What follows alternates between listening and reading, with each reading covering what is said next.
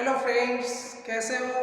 सभी अच्छे होंगे आई होप। मैं भागीरथ मान रेगर आज एक नए टॉपिक के साथ प्रेजेंट हूँ आपके साथ। और आज के टॉपिक रहेगा हमारा EAN रूल, है ना। EAN रूल, इसका फुल फॉर्म होता है इफेक्टिव एटॉमिक रूल, है ना। तो सबसे पहले हम इसकी लिखेंगे इफेक्टिव एटॉमिक रूल। और आज के टॉपिक में हम डिस्कस करेंगे कि ये इफेक्टिव रूल किसने दिया, इसकी डेफिनेशन क्या है, और इस पर आधारित एग्जांपल्स, इसका फॉर्मूला क्या है और इसके आधारित एग्जांपल्स क्या है, उनको हम सॉल्व करेंगे। और ये EAN रूल जो है कोऑर्डिनेशन केमिस्ट्री में कॉम्प्लेक्स कंपाउंड्स की स्टेबिलिटी को चेकआउट करने के लिए, उनकी स्टेबिलिटी को जांच करने के लिए दिया गया था, ठीक है ना। और ये दिया गया था सिज्विक द्वारा। तो सबसे पहले हम स्टार्ट करते हैं फुल फॉर्म ऑफ EAN, है ना। फुल फॉर्म ऑफ EAN का फुल फॉर्म है इफेक्टिव एटॉमिक नंबर।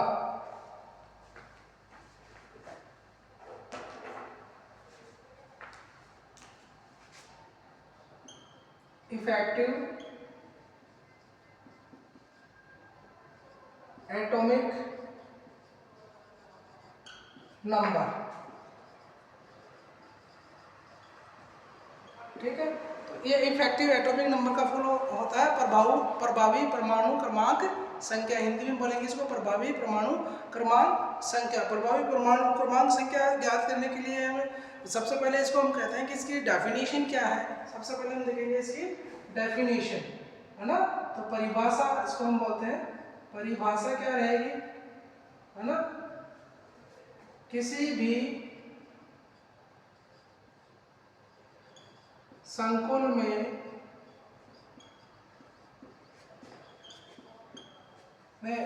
धातु परमाणु, धातु आयन या परमाणु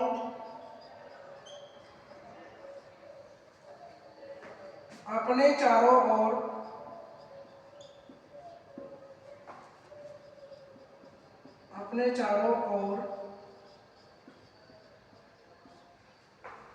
उतने ही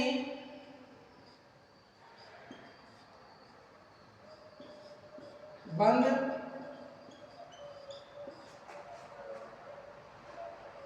बना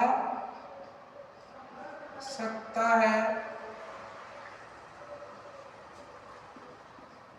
जिससे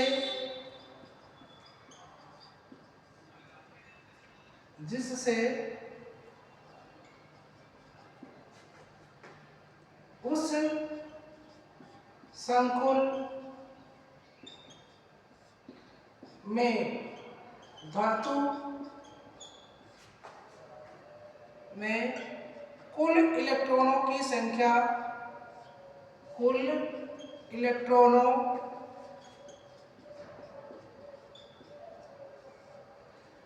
की संख्या आगामी उत्कृष्ट गैस, जिसको नोबेल गैस भी बोलते हैं, आगामी उत्कृष्ट गैस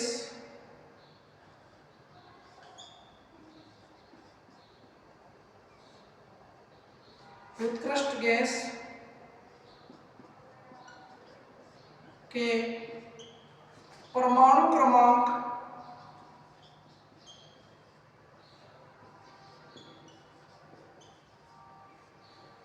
के समान हो जाए, उस संख्या को प्रभावी परमाणु क्रमांक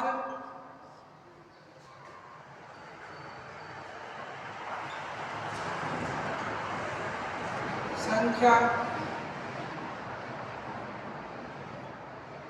कहते हैं, ठीक है। ये इसकी क्या हो गई, इफेक्टिव एटॉमिक नंबर की परिभाषा है। यानी इस किसी भी संकुल में धातु आयन या परमाणु के अपने चारों ओर उतनी ही संख्या में बंद बना सकता है जिससे कि उस संकुल में धातु में कुल इलेक्ट्रॉनों की संख्या आगामी उत्कृष्ट गैस के परमाणु क्रमांक के समान हो जाए। यानी उस संख्या को हम क्या कहेंगे, प्रभावी परमाणु क्रमांक संख्या या इफेक्टिव एटॉमिक नंबर कहेंगे, है ना। तो ये इसका एक डेफिनेशन है जिसको हम याद कर सकते हैं। यदि आपने इसको लिख लिया है तो ठीक है, नहीं तो आप इसका स्क्रीनशॉट भी ले सकते हैं, ठीक है ना। तो अब हम चलते हैं इसका फॉर्मूला क्या है भाई, कैसे इसको कैलकुलेट करेंगे, है ना। आपने कह दिया ये ठीक है, परिभाषा अपनी जगह, और इसको कैलकुलेट कैसे करेंगे, तो उसका फॉर्मूला क्या है। तो अब हम चलते हैं इसके फॉर्मूले की तरफ।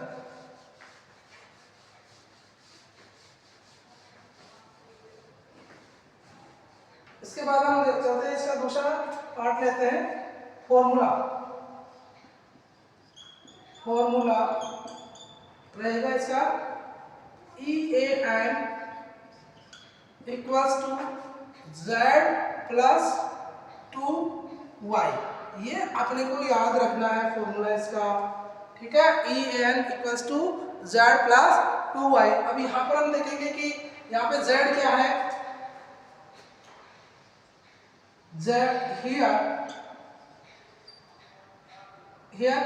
Z equals to atomic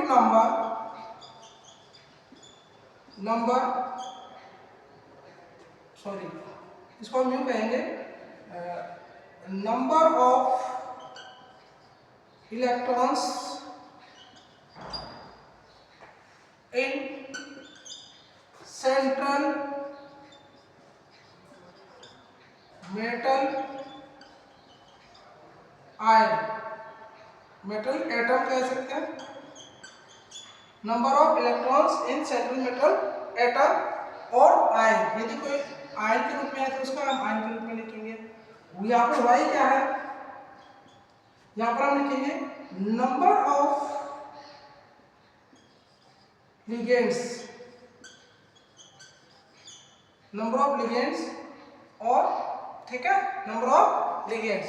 तो ये हम देखेंगे, इसके आधार पर हम इसको समझ सकते हैं कि कोई भी लिगेंड है उसकी संख्या y है और उससे प्राप्त होने वाले इलेक्ट्रॉन्स को हम यहाँ देखेंगे, और कोई भी आयन है तो उसका हम यहाँ पर एटॉमिक नंबर देखेंगे। वो एटॉमिक नंबर, उसका एटॉमिक नंबर के आधार पर हम इसके देखेंगे नंबर ऑफ इलेक्ट्रॉन्स कितने हैं उसके अंदर, है ना। तो यदि कोई धातु आयन है उस पर मान लो जितना पॉजिटिव आयन है उतने ही उसके इलेक्ट्रॉन्स को हम क्या कर देंगे, कम कर देंगे, और उसका जो एटॉमिक नंबर है उसमें से जो टोटल इलेक्ट्रॉन्स है वो हमें प्राप्त हो जाएंगे, है ना। तो अब हम चलते हैं प्रैक्टिस की तरफ, इसके एग्जांपल सॉल्व करते हैं, है ना। तो एक शानदार उदाहरण लेते हैं हम यहाँ पर कि हम देखेंगे कि इसमें ये आयंस है वो उसको फॉलो करेगा या नहीं करेगा, ये हमको फॉलो, है ना। तो ये हमारा फॉर्मूला हो गया। अब हम एग्जांपल देखते हैं कि एग्जांपल कौन सा है। जैसे हमारे पास है, यहाँ पर देखते हैं एग्जांपल देखेंगे, एग्जांपल नंबर देखिए आप, यहाँ पर देखेंगे कि हम जो एक शानदार एग्जांपल लेते हैं यहाँ पर कोबाल्ट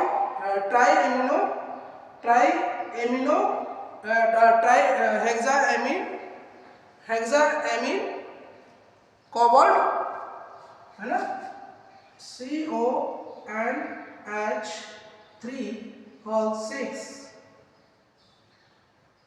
3+ आयन, ठीक है। यहाँ पर हम देखेंगे कि ये जो पूरी कोऑर्डिनेशन स्पीशीज है वो कैसी है, पॉजिटिव आयन के रूप में है, और चूंकि यहाँ पर हम देखेंगे कि इसका ऑक्सीडेशन नंबर कितना है ना, ऑक्सीडेशन नंबर ऑफ CO को हम देखेंगे तो X प्लस, यहाँ पे अमोनिया का 0 होता है 6 × 0 प्लस इक्वल्स टू +3 कर देंगे, और इसको हम करेंगे तो यहाँ पर देखेंगे ऑक्सीडेशन नंबर ऑफ कितना है, तो हम देखेंगे कि यहाँ पर कितना आ रहा है X। अब यहाँ पर तो ये 0 हो जाएगा, ये पूरा वैल्यू 0 हो जाएगा, तो X बराबर कितना जाएगा +3। यानी हमारा जो कोबाल्ट है वो CO+3 फॉर्म में है। किस फॉर्म में है भाई, यहाँ पर +3 फॉर्म में है ना। तो हमें पता है कि कोबाल्ट यहाँ पे 3 फॉर्म में है, तो इसके अंदर जो भी इसका एटॉमिक नंबर है उसमें से प्लस 3 आयन हम कम कर देंगे। तो आपको पता है कि कोबाल्ट का एटॉमिक नंबर कितना होता है? कोबाल्ट का एटॉमिक नंबर है 27, है ना। तो अब मैं यहाँ से इसको साफ कर रहा हूँ। एक बार यहाँ से आप जितना हो गया उतना आप इसका स्क्रीनशॉट ले सकते हैं ना। एक बार यहाँ से मैं इसको साफ कर रहा हूँ भाई, है ना।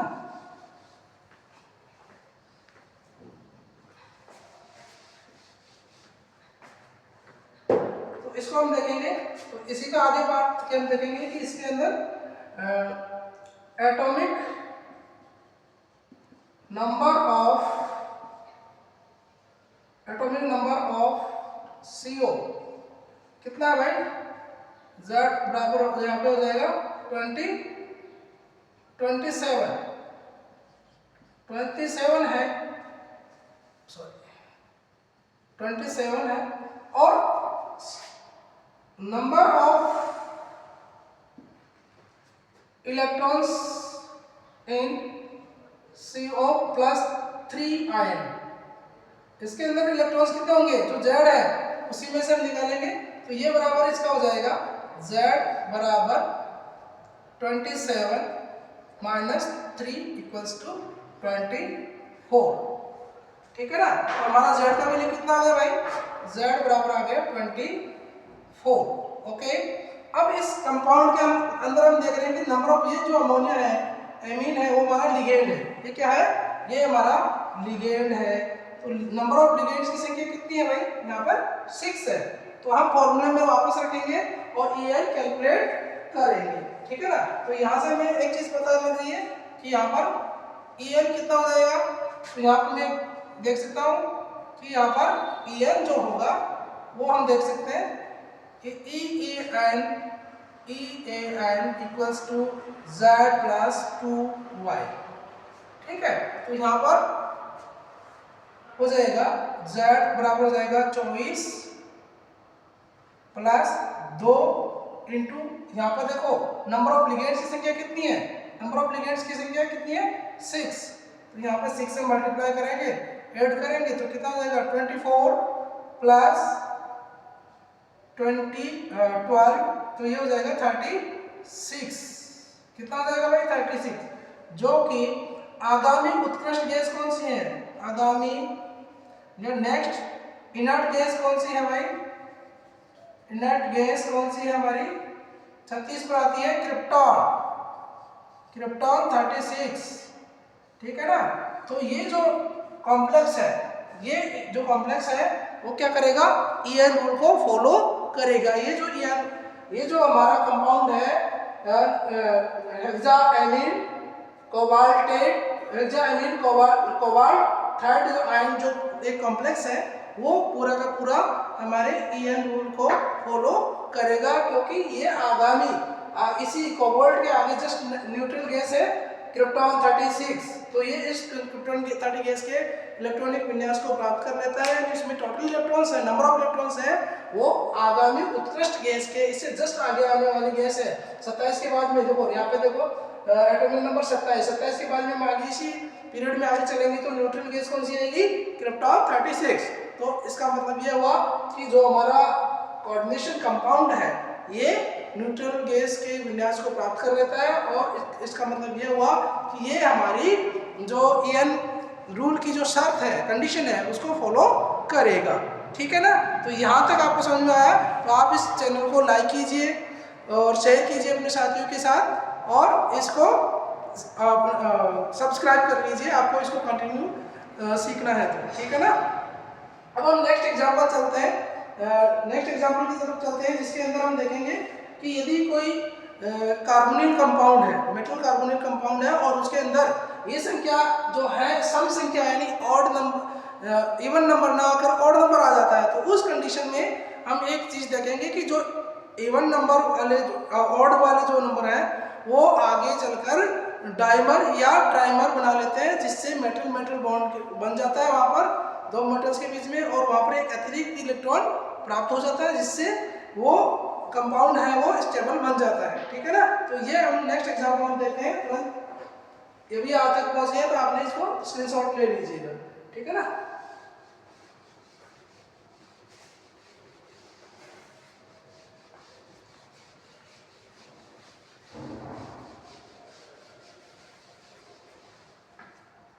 इसके साथ ही मैं आपको एक उदाहरण लेता हूं, जैसे MnCO5 है ना, MnCO5, ये एक एग्जांपल देखना। इससे आपको पता लग जाएगा कि इसका एटॉमिक नंबर क्या है और ये रूल को फॉलो करेगा या नहीं करेगा, ठीक है ना। तो इसको देखिए एक बार, ये हमारा एक एग्जांपल है, इसको आप आराम से देख सकते हैं। तो यहाँ पर हम देखेंगे कि इसका एटॉमिक नंबर कितना है भाई, है ना। तो इसका हम देखेंगे, ये एग्जांपल नंबर 2 कर लीजिए आप सब लोग। यहाँ Mn का एटॉमिक नंबर देखेंगे, एटॉमिक नंबर ऑफ Mn। देखो जब भी कोई कार्बोनिल है तो यहाँ पे Mn जो है वो किस फॉर्म में है, 0 फॉर्म में है भाई। किसी भी कार्बोनिल कोई भी कार्बोनिल कंपाउंड किसी धातु के साथ जुड़ता है तो उसके धातु की ऑक्सीडेशन पावर कितनी होती है, 0। तो यहाँ पर इसका कंडीशन ये है। तो इसका Mn का एटॉमिक नंबर कितना है भाई, 25 है क्या, कितना है 25। तो यहाँ पर Z बराबर इसका आ जाएगा 25, ठीक है। अब यहाँ पर नंबर ऑफ लिगेंड्स कितने हैं, नंबर ऑफ लिगेंड्स कितने हैं भाई, 5 है, ठीक है ना। नंबर ऑफ लिगेंड्स कितने हैं, 5 है। तो हम EN रूल कैसे कैलकुलेट कर सकते हैं, EAN equals to Z plus 2y, Z plus 2y। तो यहाँ पर इसमें वैल्यू रखेंगे तो हमें पता लग जाएगा क्या इस सिचुएशन रहेगी, 25 प्लस 2 इंटू वाई। यहाँ पर ये जो लिगेंड है, नंबर ऑफ लिगेंड्स वो कितना है, y के बराबर है भाई, कितने के बराबर है, y के बराबर। तो यहाँ पर 5 से करेंगे तो कितना आ जाएगा, 25 प्लस 10 तो हो जाएगा ये 35। देखिए यहाँ पर ये उत्कृष्ट गैस कितना है, 36, तो उससे कितना कम है, से 1 कम है भाई, कितना कम है, 1 कम है। तो ऐसी कंडीशन में ये जो संख्या है वो कैसी है, विषम संख्या है, विषम संख्या है। तो विषम संख्या है तो यहाँ पर क्या होगा, ये इसको इवन बनाने के लिए ऐसा कंपाउंड है जो पेंटा कार्बोनिल मैंगनीज जो है वो अब डाइमर में बदल जाएगा, किसे बदल जाएगा, डाइमर में, है ना। तो ये जो कंपाउंड है वो EN रूल को फॉलो नहीं करेगा, है ना, इसको लिखेंगे, ये है EAN नियम का पालन नहीं करता, इतना सा हम स्टेटमेंट दे सकते हैं, ठीक है। अब हम लिखेंगे एक शानदार नॉट लिखेंगे इसमें नॉट लिखिए ये सभी लोग। तो इसको अभी मैं यहाँ साफ कर सकता हूँ एक बार, और यदि आपने इसको कर लिया है यहाँ तक तो इसको आप स्क्रीनशॉट ले लीजिए या इसको साफ कर दीजिए, इसको नोट कर लीजिए, ठीक है ना। ओके चलते हैं अब इसके डायमर की तरफ।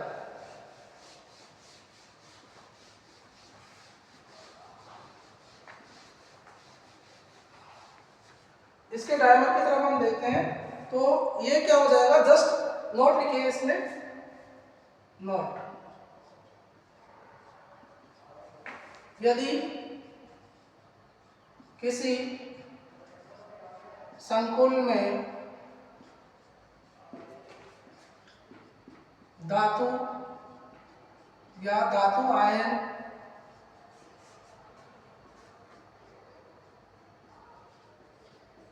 में कुल इलेक्ट्रॉनों की संख्या विषम संख्या में आती है, विषम संख्या में आती है तो वह यौगिक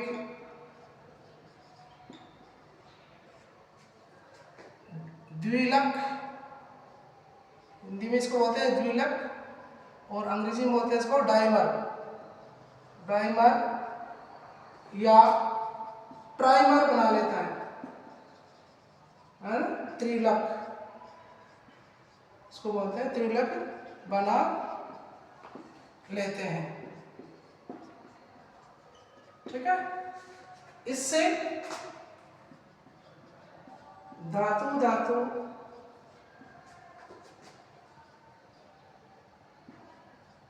बंध से एक अतिरिक्त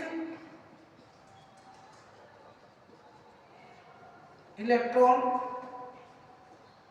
या इसको हम कहेंगे दो अतिरिक्त इलेक्ट्रॉन प्राप्त हो जाते हैं।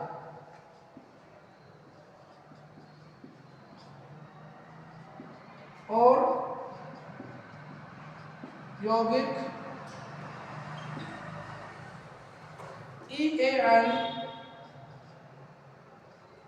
रूल का पालन करता है। ये एक शानदार नोट है, इसको हमें नोट डाउन कर लेना है, लिख लेना है, ठीक है। तो किसी भी संकुल में धातु आयन या आयन में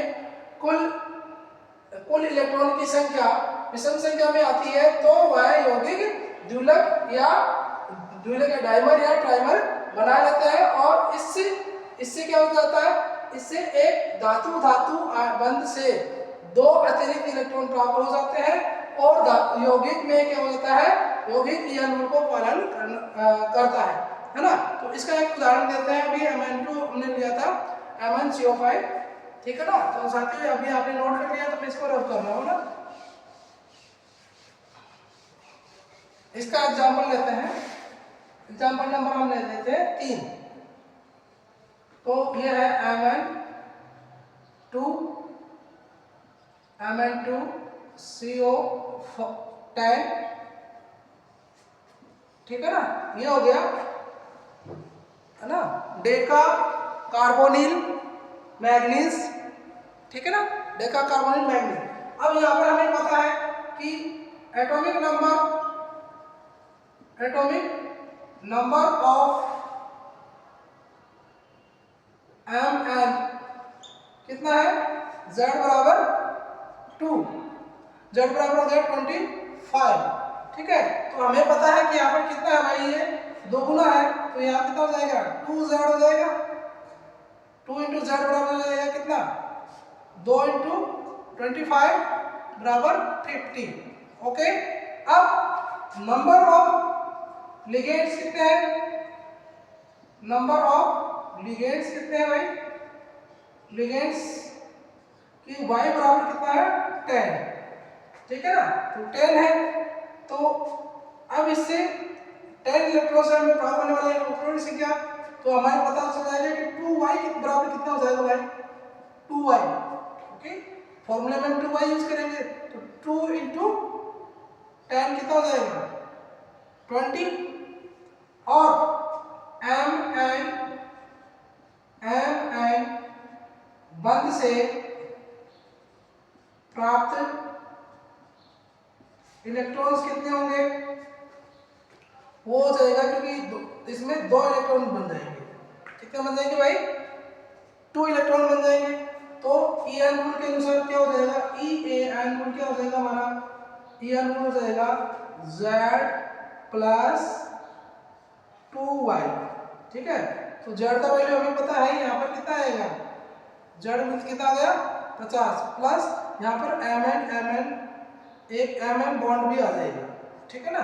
तो Mn बॉन्ड से जो भी इलेक्ट्रॉन्स है वो इसमें आ जाएंगे, तो यहाँ पे आ जाएगा 50 प्लस 20 प्लस 2, तो ये कितना हो जाएगी भाई, देखो ये दो धातुओं के लिए है, ये हो जाएगा 72, है ना। तो इसी को हम आगे करते हैं, प्रत्येक Mn परमाणु के लिए कितना हो जाएगा 72 डिवाइड बाय 2, तो कितना हो जाएगा 36। तो अब देखेंगे कि ये जो इलेक्ट्रॉनिक विन्यास है, आगामी उत्कृष्ट गैस आर्गन क्रिप्टॉन 36 के बराबर है, 36 के बराबर है। तो इससे ये होगा कि ये जो कंपाउंड है वो EN रूल को फॉलो करेगा। अतः यह है यौगिक या संकुल, EAN नियम का, ये ऐसे लिखना है थोड़ा सा, यह नियम का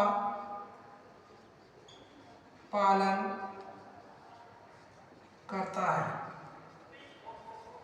ठीक है, तो यहाँ तक आपको सभी को समझ में आ रहा है कि यहाँ पर हम देख सकते हैं कि ये सारी कैलकुलेशन है वो EN रूल के लिए है। यदि ये डायमर है ट्राइमर है तो इसी में, अब इसमें क्या होगा कि ये हम इसकी सिचुएशन को देखेंगे कि इसकी स्ट्रक्चर क्या होगी। तो यहाँ पर मैं एक बार आपको बता सकता हूँ कि ये MN ऐसे होगा, एक MN ऐसे, एक MN ऐसे, और इस पर CO5 इस कंडीशन में रहेंगे और इसके पास CO5 इस कंडीशन में रहेंगे। तो ये हम देख रहे हैं कि यहाँ पर ये पूरा का पूरा कंपाउंड ऐसे बनने वाला है। तो ये वाली कंडीशन हम देख रहे हैं, तो इसमें MN एक बॉन्ड है, यहाँ पर एक दो इलेक्ट्रॉन हमें ये अतिरिक्त प्राप्त हो जाते हैं, है ना। और जैसे ये होंगे तो ये 72 टोटल हो जाएगा और ये EN रूल को पूरी तरह फॉलो करेगा। ओके, तो आपको आज की क्लास समझ में आई, और यदि ये समझ में आ रही है तो ये कोऑर्डिनेशन केमिस्ट्री में है, सभी का आपका स्वागत है। भागीरथ केमिस्ट्री क्लासेस में भागीरथ सर, और इस चैनल को आपको सभी को सब्सक्राइब कर लेना है, साथियों को शेयर कर लेना है, और जो भी अपने साथी जो BSc में है, 11th-12th क्लास में है या फिर और कंपटीशन की तैयारी कर रहे हैं, तो उनके लिए ये बहुत ही इम्पोर्टेंट क्लास है। तो आप इस चीज़ को इस पूरी क्लास को अपने साथियों के साथ अवश्य शेयर करें। थैंक यू, धन्यवाद।